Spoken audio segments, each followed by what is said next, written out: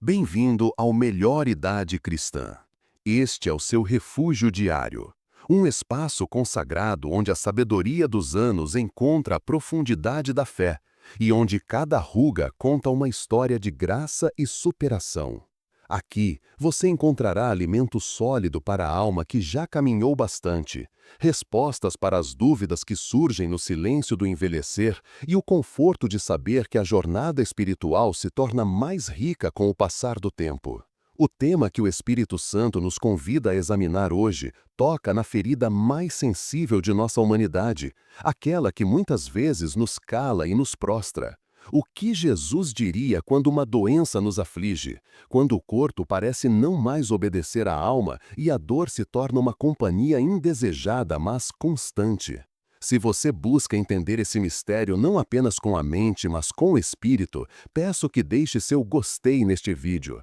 Esse gesto simples é como acender uma vela na escuridão, permitindo que esta mensagem de consolo chegue a outros leitos e corações que precisam desesperadamente ouvir a voz de Deus hoje.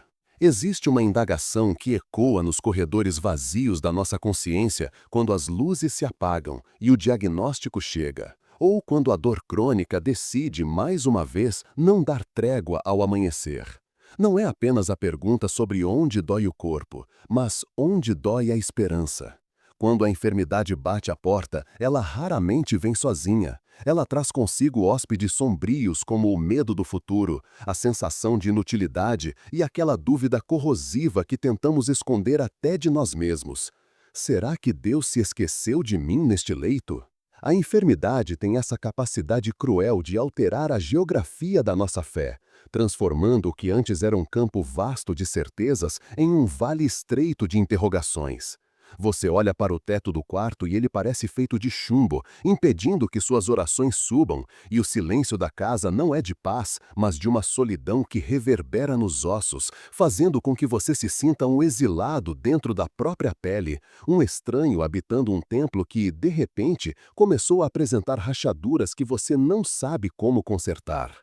Essa angústia que você sente agora, essa mistura de fragilidade física com cansaço espiritual, não é um sinal de pouca fé, nem prova de que você falhou em sua caminhada. É o grito da criatura que, feita para a eternidade, se vê confrontada com a temporalidade quebrada deste mundo. Há uma exaustão que não se resolve com sono, pois é a fadiga de ter que ser forte o tempo todo para os outros, de ter que sorrir para os familiares dizendo que vai ficar tudo bem, enquanto por dentro sua alma está encolhida, chorando baixinho, pedindo apenas um minuto de descanso real, um instante onde não seja necessário lutar contra a própria biologia. A confusão se instala porque fomos ensinados que a bênção é sempre sinônimo de vigor, de força, de ausência de males, e quando a saúde vacila, o inimigo sopra a mentira de que a bênção se retirou, deixando você à mercê do acaso, como uma folha seca esquecida no outono da vida. Mas eu quero lhe dizer, com a suavidade de quem toca uma ferida aberta para limpá-la, que essa confusão é o solo onde algo novo está prestes a ser plantado, algo que a saúde perfeita jamais poderia cultivar. Imagine por um instante o cenário da Judéia antiga, poeiranta e cheia de necessidades, onde Jesus caminhava não apenas como mestre, mas como o homem das dores, alguém familiarizado com o sofrimento. Ele não passava longe dos doentes, pelo contrário, parecia que a bússola do seu coração apontava magneticamente para onde a aflição humana era mais densa. Pense naquele momento à beira do tanque de Betesda, onde um homem aguardava 38 anos por um milagre que nunca chegava, preso em um ciclo de esperança frustrada à impotência absoluta. Jesus parou ali. Ele não parou diante dos saudáveis que corriam, nem dos religiosos que debatiam. Ele parou diante daquele que não podia se mover. O olhar de Cristo sobre a enfermidade nunca foi de desprezo ou de julgamento moral imediato, como faziam os fariseus que associavam cada tosse a um pecado oculto. O olhar dele era de uma compaixão que penetrava a pele doente e tocava a alma aprisionada lá dentro. Ele sabia que para aquele homem, e talvez para você agora, a pior parte da doença não era a paralisia das pernas, mas a paralisia da vida, a sensação de que o mundo continua girando lá fora enquanto você ficou estacionado no tempo, esquecido à margem do tanque.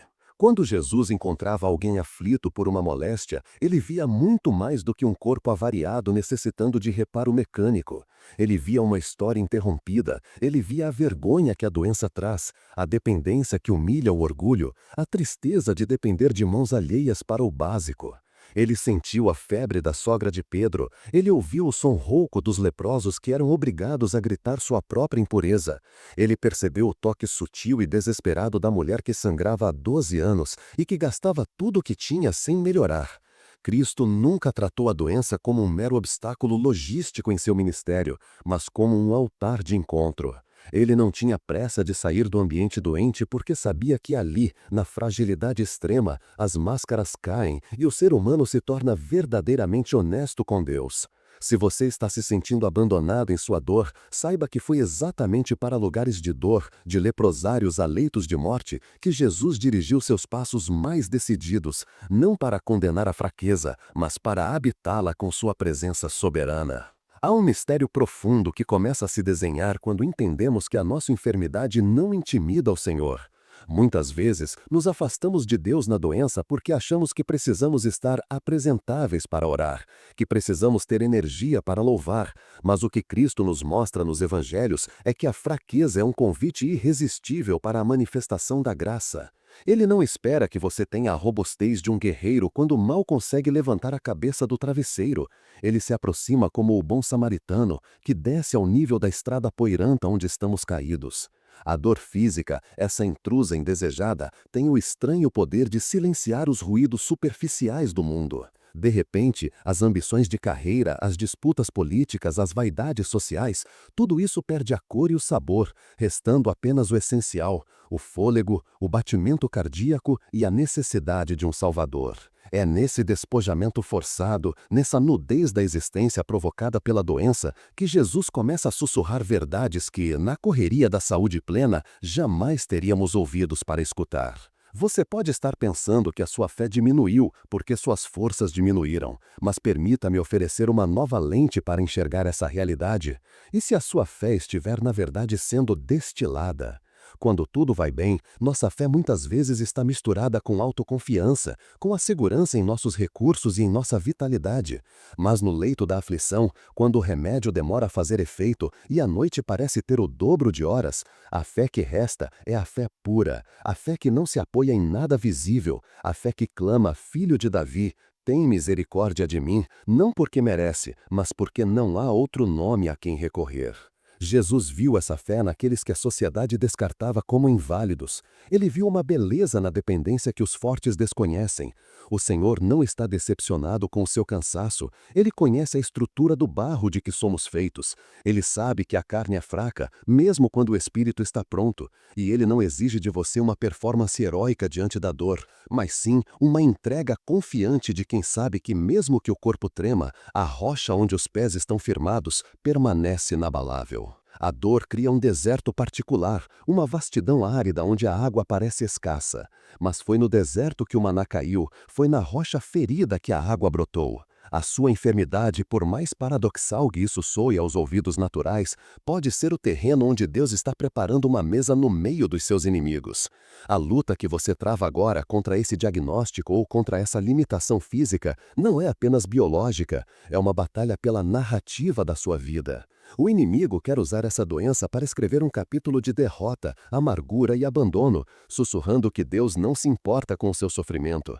Mas Jesus, que chorou diante do túmulo de Lázaro antes mesmo de ressuscitá-lo, mostrando que sua divindade não anula sua empatia, quer escrever um capítulo de intimidade profunda, onde a sua fraqueza se torna o palco perfeito para o poder dele se aperfeiçoar. Ele entende a dor de se sentir traído pelo próprio corpo, pois ele mesmo, no Getsêmani e na cruz, sentiu o peso esmagador de carregar sobre a carne humana o sofrimento do mundo, levando as nossas enfermidades e as nossas dores. É fundamental que você perceba que Jesus não fugiu da realidade do sofrimento humano com platitudes ou frases feitas. Ele entrou nele. Quando ele tocou o leproso, ele quebrou a lei cerimonial que proibia tal contato, mostrando que a misericórdia triunfa sobre o rito e que a pureza dele era contagiante, muito mais do que a impureza da doença. Ele está disposto a tocar a sua vida agora, nesse lugar de isolamento que a enfermidade criou. Talvez você se sinta intocável, não por uma lei religiosa, mas pelo medo de incomodar, pela vergonha da aparência abatida, pelo cheiro de remédio e doença que parece impregnar o ambiente. Mas para ele, esse é o cheiro da humanidade que ele veio resgatar. Ele não tapa o nariz para a nossa podridão, nem fecha os olhos para as nossas feridas abertas. Ele se inclina, ele chega perto o suficiente para ouvir a respiração irregular e o coração que bate descompassado pelo medo.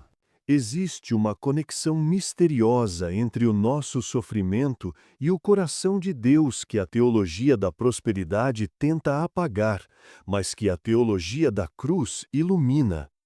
A doença nos coloca em um estado de vigília forçada, e é nessas vigílias noturnas que a alma, despida de suas defesas habituais, pode ter os encontros mais transformadores. Não estou dizendo que Deus enviou a doença para lhe ensinar uma lição. Jesus sempre combateu a enfermidade como uma intrusa no reino de Deus. Mas estou dizendo que ele, em sua soberania infinita, não desperdiça uma lágrima sequer que cai do seu rosto. Ele recolhe cada momento de dor e utiliza para tecer uma tapeçaria de graça que só poderá ser vista por completo na eternidade. O silêncio do quarto de enfermo não precisa ser um vácuo. Ele pode ser o lugar santíssimo, onde o véu se rasga e você descobre que Deus nunca esteve tão perto quanto agora, segurando a sua mão trêmula, enquanto o mundo lá fora segue seu curso frenético e esquecido do essencial. Assim, começamos a desbravar este terreno espinhoso, não com respostas fáceis que insultam a sua inteligência e a sua dor, mas com a lanterna da palavra iluminando os passos de Jesus em direção aos enfermos.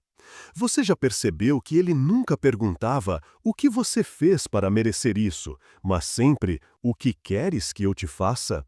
Ele mudava o foco da culpa para a esperança, do passado para o futuro, da causa para a solução divina. E enquanto avançamos para entender o que ele tem a dizer especificamente ao seu coração hoje, mantenha essa imagem em sua mente. O Cristo que para, que olha nos olhos e que não se assusta com a complexidade do seu quadro clínico ou com a profundidade da sua angústia emocional. Há um segredo guardado para você dentro desta provação, uma chave que abrirá uma porta de entendimento que a saúde nunca lhe permitiu enxergar. E é para essa revelação que estamos caminhando agora, passo a passo, respeitando o ritmo do seu coração cansado, mas ainda pulsante de fé. Aqui está a continuação do roteiro, aprofundando a jornada interior com 11 parágrafos, mantendo a continuidade e a densidade espiritual solicitadas. À medida que os dias se arrastam e a rotina se resume a horários de medicamentos e repousos forçados, a alma começa a experimentar um tipo de gravidade diferente. Parece que o tempo, que antes corria veloz nos dias de saúde e atividade, agora desacelera propositalmente, transformando cada hora em uma eternidade silenciosa. Você observa a luz mudar na janela, do amanhecer ao crepúsculo, e sente que a vida lá fora continua em um ritmo frenético, do qual você foi subitamente desconectado. Essa desconexão traz uma dor sutil, uma espécie de luto por quem você era antes do diagnóstico, uma saudade daquela autonomia de ir e vir sem ter que calcular a energia ou a dor que cada movimento custará. É como habitar uma sala de espera interminável, onde a ansiedade se mistura com o tédio, e a mente, sem as distrações do trabalho ou dos afazeres domésticos, acaba se voltando contra si mesma, revisitando memórias antigas e medos futuros em um ciclo exaustivo. Nesse processo, a própria vida de oração sofre uma mutação que muitos têm vergonha de admitir. As palavras bonitas e estruturadas que usávamos na igreja parecem agora vazias, insuficientes para descrever o peso que esmaga o peito.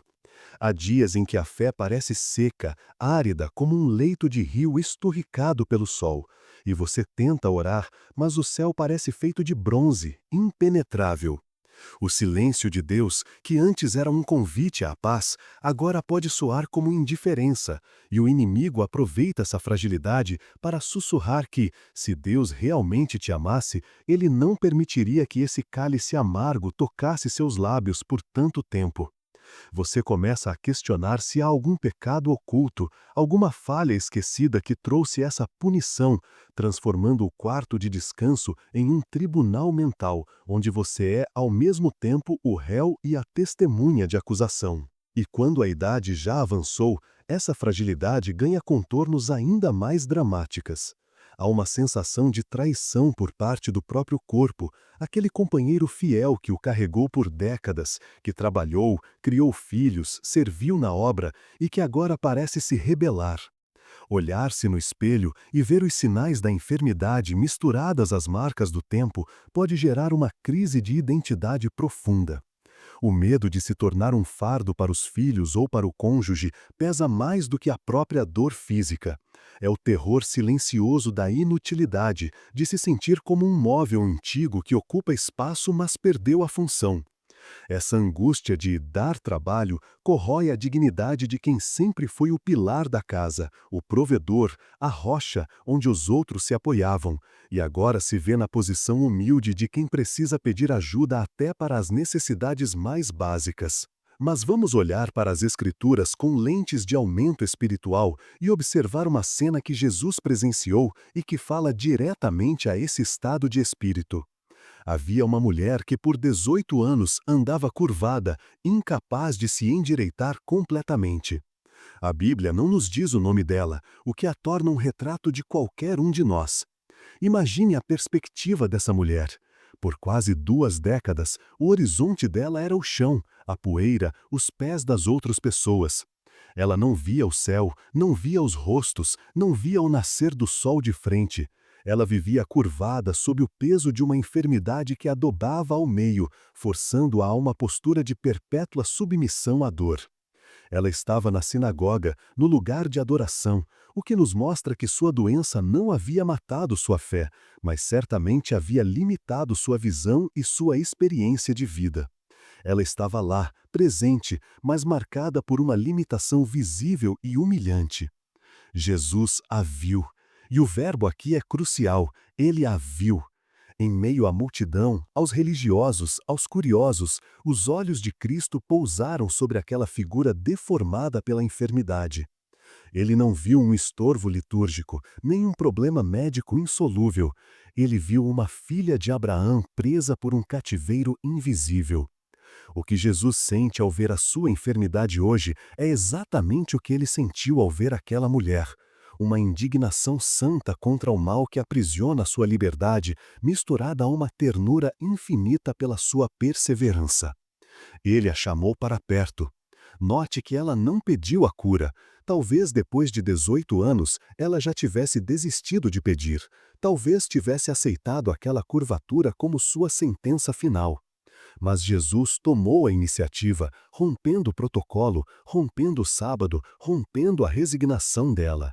Aqui reside um segredo espiritual profundo que muitas vezes nos escapa. A enfermidade pode ser o lugar onde Deus decide iniciar uma conversa que a saúde nunca permitiria. Na teologia do reino, a fraqueza não é um muro que nos separa de Deus, mas um véu que se rasga para que possamos ver a sua face de uma maneira nova. O segredo divino sobre a doença não é que ela vem de Deus para nos ensinar, mas que Deus entra nela para nos transformar. Quando somos fortes, tendemos a buscar a Deus para que Ele abençoe nossos planos. Quando estamos enfermos e fracos, buscamos a Deus apenas por Ele mesmo, porque Ele é a única coisa sólida que resta quando a saúde evapora. A doença opera uma espécie de poda radical em nossas vidas, cortando os galhos do orgulho, da autossuficiência e da vaidade, deixando apenas o tronco essencial da nossa dependência do Criador. Pense na metáfora de uma antiga ânfora de barro. Quando ela está intacta e cheia de vinho, todos admiram o seu conteúdo e a sua forma. Mas é somente quando a ânfora racha que a luz colocada dentro dela pode vazar para fora e iluminar o ambiente de uma maneira que a peça inteira jamais conseguiria. A sua enfermidade, essas rachaduras que você sente no corpo e na alma, são, na misteriosa economia de Deus, as fendas por onde a glória dele pode brilhar com uma intensidade única. Há uma fragrância de Cristo que só é exalada quando somos prensados, assim como a azeitona precisa ser esmagada para liberar o azeite. O que você chama de colapso, o céu pode estar chamando de consagração. O que você sente como fim da linha, Jesus pode estar vendo como o início de uma profundidade espiritual, onde a sua alma finalmente aprende a descansar sem a necessidade de fazer, apenas de ser. Existe, portanto, uma desconstrução necessária que acontece no leito da dor. Nós crescemos acreditando que Deus nos ama pelo que produzimos, pelo quanto servimos, pelo quanto somos úteis no reino. A doença desmonta esse altar de produtividade. Quando você não consegue mais liderar, cantar, limpar a igreja ou visitar os necessitados, surge a pergunta terrível: quem sou eu agora para Deus? E a resposta que brota do silêncio desse quarto é revolucionária. Você é o amado. Simplesmente isso. A enfermidade retira as nossas medalhas de honra e nos deixa nus diante do Pai. E é nessa nudez que descobrimos que o amor dele não depende da nossa performance biológica. Jesus não amava aquela mulher curvada. Ele a amou e a curou para devolver-lhe a dignidade de filha. É como o inverno para uma árvore. Quem olha de fora vê apenas galhos secos, sem folhas, sem frutos, uma aparência de morte e estagnação sobre o céu cinza. Parece que a árvore foi abandonada pela vida. Mas no segredo da terra, sob a superfície gelada, as raízes estão crescendo mais fundo do que nunca, buscando fontes de água que a superfície não pode oferecer. A seiva está concentrada no interior, protegida, vitalizando o cerne. Você está vivendo o inverno da sua alma, e embora pareça que nada esteja acontecendo além de dor e espera, há um crescimento de raízes espirituais ocorrendo agora que garantirão uma estabilidade inabalável quando a primavera chegar. A sua fé está deixando de ser superficial para se tornar estrutural. A paisagem interna da enfermidade é muitas vezes um deserto. Mas lembre-se que foi no deserto que o povo de Deus foi guiado pela nuvem de dia e pela coluna de fogo à noite. Quando temos muitas luzes artificiais acesas em nossa vida, a luz do sucesso, da saúde, do entretenimento, mal conseguimos perceber o brilho suave da coluna de fogo de Deus. É na escuridão da incerteza sobre o diagnóstico, no breu do medo da morte, que a presença do Espírito Santo se torna incandescente, guiando passo a passo, não com faróis altos que mostram todo o futuro, mas com uma lamparina que ilumina apenas o próximo passo suficiente para não cairmos. Você não está sendo punido, você está sendo trabalhado. Em um nível de profundidade que a maioria das pessoas, distraídas pela própria vitalidade, jamais conhecerá. A doença impõe um ritmo monástico à vida, obrigando-nos a contemplar, a valorizar o pequeno, a agradecer pelo gole de água sem dor, pelo ajuste do travesseiro, pelo sorriso de quem cuida. Jesus está sentado ao lado da sua cama agora, não olhando para o relógio esperando que você melhore para que possa voltar a ser útil, mas olhando para você com a paciência de quem sabe que, neste momento de fragilidade, algo eterno está sendo forjado no fogo da aflição. E é a compreensão dessa verdade que nos prepara para receber a lei espiritual que rege esse vale de sombras. É chegado o momento de desarmar uma das maiores mentiras que a dor nos conta, a crença de que a sua vida espiritual está em pausa enquanto a sua saúde não retorna. Vivemos sob a ilusão de que a doença é um parêntese vazio, um tempo morto que deve ser apenas suportado até que a vida real recomece. Acreditamos que Deus está esperando na linha de chegada da cura, com os braços cruzados, aguardando que voltamos a ser funcionais para então voltar a nos usar. Mas essa é uma visão humana, limitada e cruel. A verdade que liberta, a lei espiritual que rege o vale da sombra, é diametralmente oposta. Deus não está esperando você sair dessa situação para se encontrar com você. Ele mudou o endereço da sua glória para o centro da sua aflição. A enfermidade não é um intervalo na sua história com Deus. Ela é, Misteriosamente, um capítulo de aceleração espiritual, onde a alma pode viajar distâncias que as pernas saudáveis jamais percorreriam. Precisamos compreender a lei da graça na fragilidade. O apóstolo Paulo, gigante da fé, carregava um espinho na carne, uma enfermidade, uma limitação, uma dor constante que o humilhava. Por 3 vezes ele implorou para que aquilo fosse retirado, operando na lógica que nós operamos. Senhor, se me curares, farei muito mais por ti. Mas a resposta que desceu do céu não foi a cura do corpo, foi a expansão da alma. A minha graça te basta, porque o meu poder se aperfeiçoa na fraqueza. Esta é a chave de ouro que você precisa segurar agora. O poder de Deus não compete com a sua força. Ele preenche o vácuo da sua fraqueza. Quando você diz, não aguento mais, o céu responde, agora eu posso começar a carregar. O fim da sua força não é o fim da linha, é o início da plenitude de Deus em você. Há uma libertação imensa em aceitar que você não precisa ser o guerreiro de oração incansável agora. Você tem permissão para ser apenas a ovelha ferida nos ombros do pastor. A religiosidade nos cobra uma postura de vitória constante, de decretar a cura com voz de trovão. Mas Jesus, no jardim do Getsêmani, nos ensinou que a oração mais poderosa pode ser feita com suor de sangue e lágrimas de angústia. A virada emocional acontece quando você para de lutar contra a realidade da sua dor e começa a buscar a Deus dentro dela. Não é resignação passiva de quem desistiu da vida, mas a entrega ativa de quem descobriu que o leito de enfermidade é um altar. O seu quarto, com todos os remédios e aparelhos, é terra santa, porque ali a sua humanidade está exposta e a divindade está inclinada. Jesus se aproxima agora do seu coração cansado e sussurra um convite que contraria o barulho do mundo.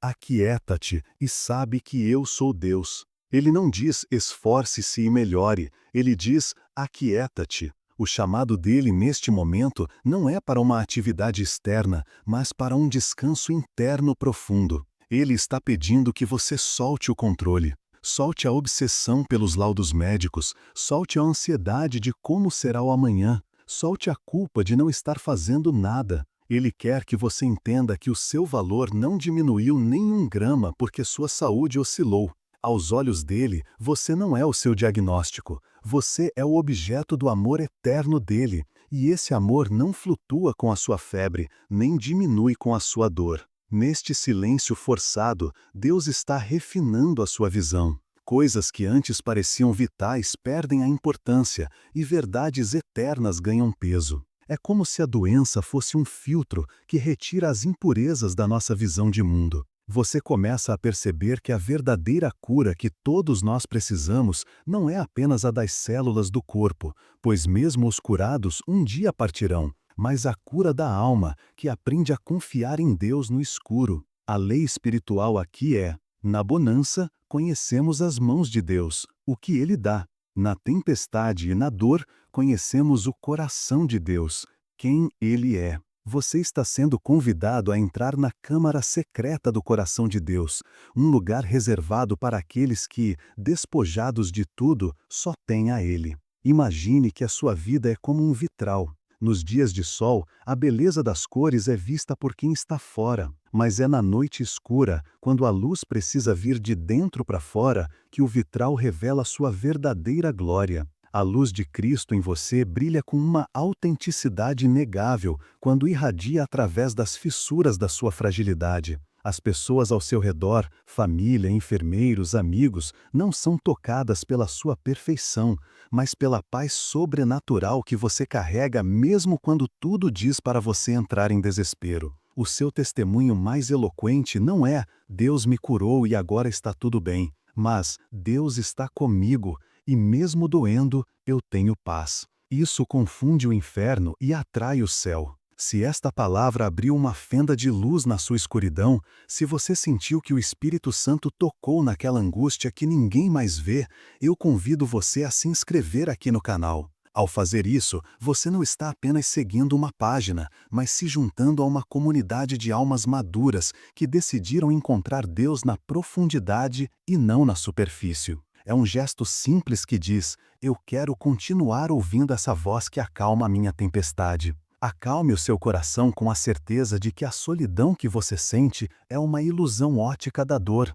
No reino espiritual, o seu quarto está cheio. Há anjos que acampam ao redor dos que temem ao Senhor, e há o próprio Espírito Santo que intercede por nós com gemidos inexpressíveis, quando a dor é tanta que nos faltam palavras. Você nunca esteve menos sozinho do que agora. A dor cria um túnel que parece isolar você do mundo, mas a outra ponta desse túnel desemboca diretamente na sala do trono. Cada lágrima que você enxuga no escuro é recolhida, nenhuma se perde. Deus está fazendo uma contabilidade de graça sobre a sua vida que você só entenderá mais tarde. Portanto, mude a sua oração. Em vez de apenas perguntar por que isso está acontecendo, experimente perguntar: quem está comigo nisso? A resposta mudará a atmosfera do seu quarto. O porquê busca explicações e muitas vezes encontra silêncio. O quem busca presença e sempre encontra Jesus. Ele é o varão de dores, que sabe exatamente onde dói, não por ouvir falar, mas por ter sentido na pele a rejeição, a tortura física e a agonia da morte. Ele não é um Deus distante, imune à nossa biologia quebrada. Ele é o Deus que vestiu a nossa carne, sentiu o nosso frio e suou o nosso suor, para que hoje, no seu leito, você saiba que tem um sumo sacerdote que se compadece das suas fraquezas. Sinta agora o peso saindo dos seus ombros, o peso da incompreensão, o peso de ter que explicar para os outros como você se sente, o peso de tentar parecer forte. Deixe tudo cair aos pés da cruz. Respire fundo e receba o fôlego da vida que vem do Espírito. Há um bálsamo descendo agora, uma unção de consolo que penetra onde o remédio não alcança, acalmando os pensamentos, desacelerando o coração, trazendo aquela paz que excede todo o entendimento e que guarda a sua mente em Cristo Jesus. Você está seguro, não nas circunstâncias, que são variáveis, mas na promessa, que é eterna. Você está atravessando um vale, sim, mas não vai acampar nele para sempre. E o mais importante, o pastor está com você,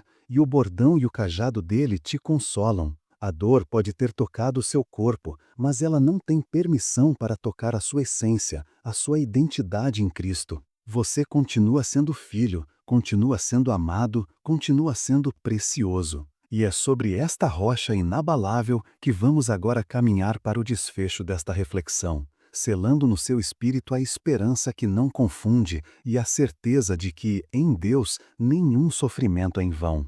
E agora, é você quem se encontra diante de uma encruzilhada sagrada, não no corredor de um hospital ou na farmácia, mas dentro do seu próprio espírito.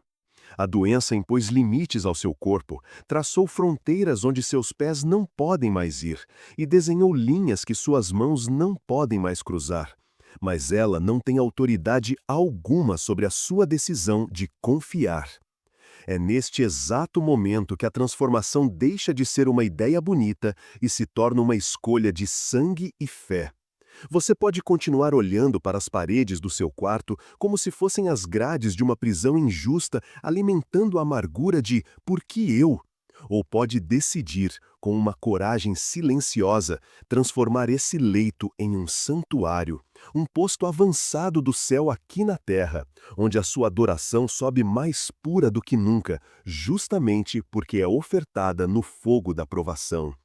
Essa decisão não exige que você pare de sentir dor ou que negue a realidade do diagnóstico. Exige apenas que você mude a direção do seu olhar. O apóstolo Paulo nos deixou um mapa para este território árido quando disse: "Por isso, não desanimamos. Embora exteriormente estejamos a desgastar-nos, interiormente estamos sendo renovados dia após dia." Perceba a dualidade divina. O corpo pode estar em declínio, as juntas podem doer, a vitalidade pode esvair-se, mas o homem interior, a mulher interior, pode estar vivendo a primavera mais verde de sua existência. É agora que você decide nutrir o que é eterno. Enquanto os remédios cuidam da carne perecível, a sua entrega confiante alimenta o espírito imortal. Você precisa compreender que a sua utilidade no reino de Deus não foi revogada pela enfermidade, ela foi apenas reposicionada. Talvez você não possa mais ensinar na escola dominical, preparar o café na igreja ou visitar os vizinhos, mas você recebeu um chamado para o ministério mais poderoso e invisível de todos, o ministério da intercessão do sofredor. As orações feitas em meio à fraqueza têm uma acústica especial nos céus. Quando você, na sua insônia ou na sua dor, murmura o nome de alguém diante de Deus, essa prece carrega o peso da sua oferta sacrificial. Você não é um soldado aposentado. Você foi promovido para a sala de estratégia, onde as batalhas são ganhas de joelhos ou, muitas vezes, deitado em silêncio. Há uma beleza austera em envelhecer e adoecer com fé, que o mundo não consegue compreender, mas que deixa todos ao redor perplexos e sedentos. Quando seus filhos, netos ou cuidadores entram no seu quarto, o que eles encontram? Se eles encontram alguém que, mesmo na dor, emana gratidão e paz, eles estão tendo um encontro com o Evangelho vivo. O seu comportamento diante da enfermidade é o sermão mais eloquente que você pregará em toda a sua vida.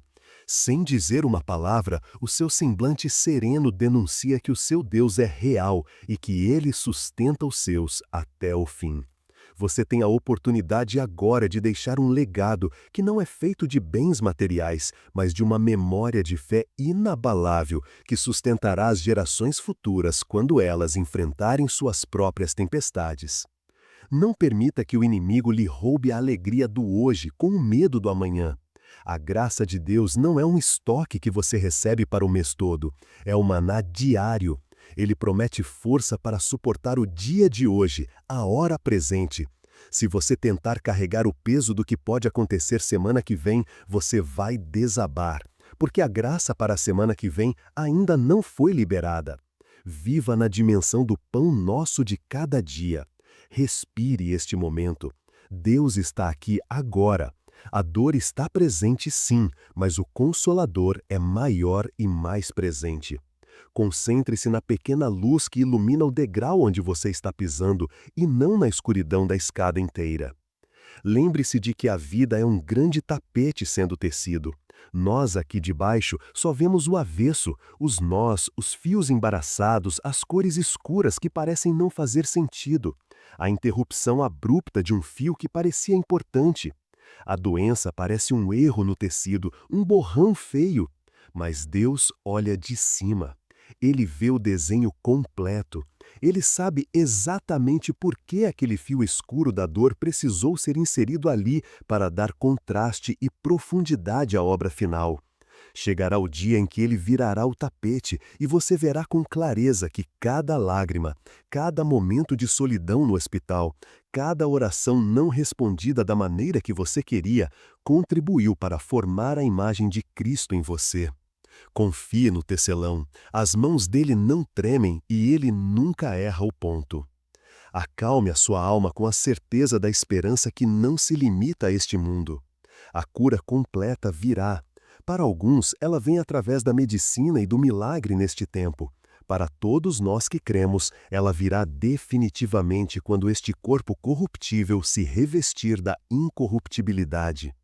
A doença é apenas um inquilino temporário e inconveniente. Você é o proprietário eterno de uma mansão celestial. Não deixe que o inquilino haja como se fosse o dono da casa. O seu futuro não é uma cama de hospital. O seu futuro é a glória, é o corpo glorificado, é a lágrima enxugada pelo próprio Deus, é o reencontro, é a vida em abundância, onde a palavra dor não consta no dicionário. Mas enquanto esse dia não chega, faça as pazes com seu processo. Não lute contra a correnteza, boie na graça. Permita-se ser cuidado, permita-se ser fraco, permita-se chorar. Jesus recolhe tudo isso. O silêncio que envolve a sua vida agora não é vazio, é prenhe de presença. É no silêncio que aprendemos a ouvir as batidas do coração de Deus, que soam como um tambor de amor constante, dizendo: eu estou contigo, Eu estou contigo. Deixa essa verdade descer da sua cabeça para o seu coração como um bálsamo morno que relaxa cada músculo tenso pela preocupação. Eu quero convidar você a fazer um ato profético agora, um marco da sua confiança no meio da provação.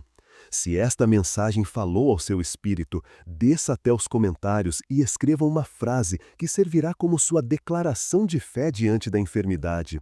Escreva: na minha fraqueza, Deus é a minha força. Ao digitar ou falar isso, você está pregando para a sua própria alma e levantando uma bandeira de vitória no mundo espiritual. Que os comentários deste vídeo se tornem um memorial de milhares de pessoas que decidiram crer acima da dor. Caminhamos juntos até aqui, desbravando o Vale da Sombra, e agora eu o deixo não no final, mas em um novo começo de intimidade com o Pai. Que o seu quarto seja preenchido agora por uma paz que a medicina não explica. Que o seu sono seja doce, mesmo que breve. Que o seu despertar seja com misericórdias renovadas. Você não é um prisioneiro da doença, você é um prisioneiro da esperança. Fique firme, o autor da sua fé também é o consumador dela, e ele não deixa obras inacabadas. A dor é passageira, mas a glória que ela produz em você é eterna.